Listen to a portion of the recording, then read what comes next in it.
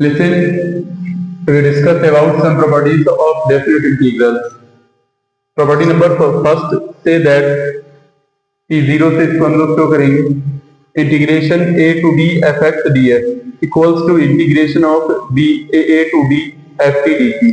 अब यहाँ पर आप देख रहे हैं, यहाँ पर लिमिट सेम है, लिमिट भी अगर लिमिट सेम होती है, ठीक है, तो अगर वेरिएबल यहाँ पर चेंज कर रहे हैं, वेरिएबल सेम वेरिएबल भी अगर चेंज कर रहे हैं तो इससे यहाँ पर कोई बहुत ज्यादा इफेक्ट नहीं पड़ता है, ठीक है। तो इसके हम लिमिट सेम होने पर, अगर लिमिट सेम लगी हुई है और फंक्शन भी अप्रोक्सीमेटली सेम है, तो उनके अगर वेरिएबल चेंज कर रहे हैं तो भी कोई भी इफेक्ट नहीं पड़ेगा। तो फर्स्ट प्रॉपर्टी हमें ये बताती है कि आपकी अगर लिमिट सेम लगी हुई है, ठीक है, और इसमें जो फंक्शन में अगर इसके सिर्फ वेरिएबल चेंज है, तो वेरिएबल चेंज होने से कोई भी फर्क नहीं पड़ेगा, हम वेरिएबल चेंज कर सकते हैं, ठीक है।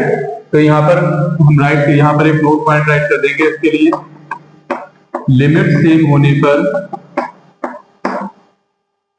लिमिट सेम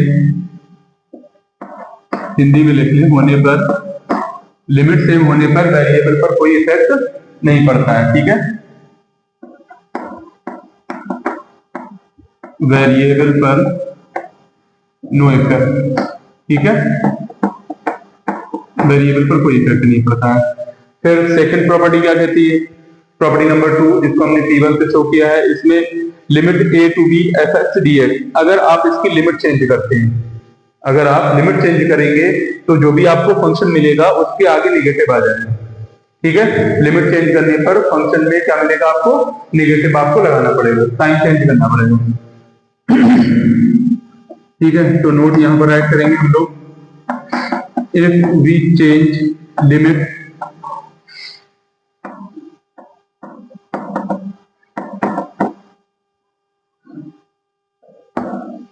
then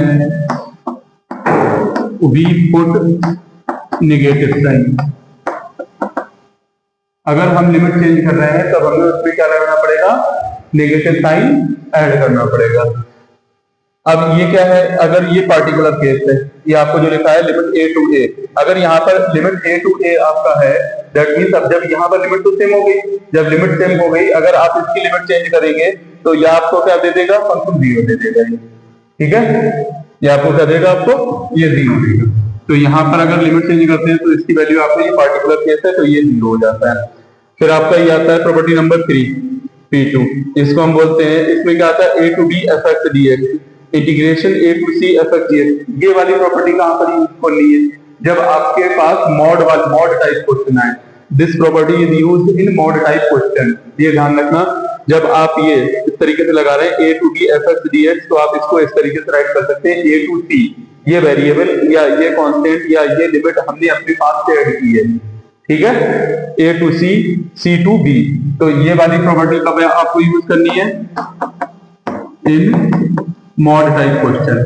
जब आपको मॉड टाइप वाले क्वेश्चन आए, मॉड्यूलस वाले, in mod type question using property 3, in mod type question using P3, ठीक है, तब आप P3 प्रॉपर्टी का यूज करेंगे। फिर प्रॉपर्टी नंबर 4 क्या है आपका, देखिए प्रॉपर्टी नंबर 4 में A to B F x D X integration A to B of F A plus B minus X D X, इसमें क्या करते हैं, ये लिमिट को सम करके फंक्शन के अंदर जो वेरिएबल लगा है उसको सब्ट्रैक्ट कर देते हैं लिमिट से, लिमिट का सम करेंगे A plus B, A plus B of F x D X. तो हम इसको इन लिमिट को ऐड करके फंक्शन उसमें से सब्ट्रैक्ट कर, फंक्शन का वेरिएबल सब्ट्रैक्ट कर देते हैं, तो A plus B minus X D X. अब ये प्रॉपर्टी आपको कहां पर यूज करनी है, ये प्रॉपर्टी आप ट्रिग्नोमेट्रिक के जो जितने भी क्वेश्चंस आएंगे, मोस्ट प्रोबेबली ज्यादातर ये प्रॉपर्टी आपको ट्रिग्नोमेट्री के क्वेश्चंस में यूज करना है, ठीक है, using this property in trigonometric type question, ठीक है, जो भी ट्रिग्नोमेट्रिक टाइप क्वेश्चन आएंगे,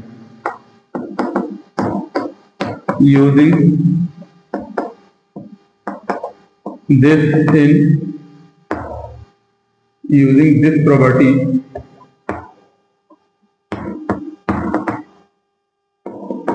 in trigonometric type question।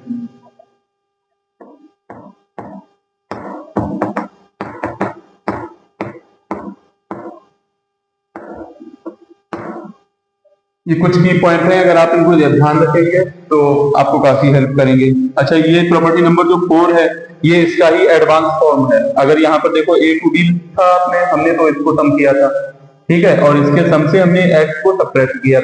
ऐसा ही यहाँ पर है, ये 0 टू a है ये, तो a प्लस 0 को ऐड करोगे तो क्या मिलेगा आपको, a मिलेगा।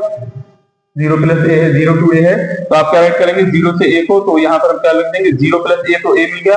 अब a से x को वेरिएबल को सबट्रैक्ट कर दिया, तो ये प्रॉपर्टी भी आप कहां पर यूज करेंगे, ट्रिग्नोमेट्रिक टाइप क्वेश्चन में। तो ये दोनों प्रॉपर्टी सेम है, ठीक है, इनके लिए हमारे पास सेम रूल है। फिर प्रॉपर्टी नंबर 5 आती है। प्रॉपर्टी नंबर 5 में आप क्या देखेंगे, देखिए 0 टू 2a, प्रॉपर्टी नंबर 5 है 0 टू 2a fx dx। इसको हम ब्रेक करके लिख देते हैं, लिमिट को ब्रेक करके राइट किया जाता है। कैसे राइट करते हैं, 0 to a fx dx integration 0 to a। अब ये यहाँ पर क्या होता है 2a माइनस एक्स करके राइट करना होता है नेक्स्ट पार्ट में। यहाँ तो हम डायरेक्ट फंक्शन को राइट कर देते हैं, सेकंड में जो हमने सेपरेट किया है तो 2a माइनस एक्स dx करके राइट कर देंगे, ठीक है। फिर प्रॉपर्टी नंबर 6 क्या आएगी आपकी, प्रॉपर्टी नंबर 6, हाँ, प्रॉपर्टी नंबर 6 में हम लोग क्या देखेंगे 0 to 2a fx dx integration 0 to 2। अब इसको हम हाफ कर देते हैं, यहाँ क्या करते हैं, हाफ कर देते हैं, तो ये हाफ होकर आगे आ जाता है 0 टू a fx dx। अब ये किस कंडीशन में राइट किया जाएगा, जब आपने इस 2a माइनस एक्स, ये 2a माइनस एक्स करके देखा आपने, यहाँ पर 2a माइनस एक्स करके देखा और आपको इवन फंक्शन मिला। क्या मिला, even function, that means fx आपको मिल गया। जैसा फंक्शन था सेम फंक्शन आपको मिल जाता है, तब आप राइट करते हैं 0 टू a fx dx।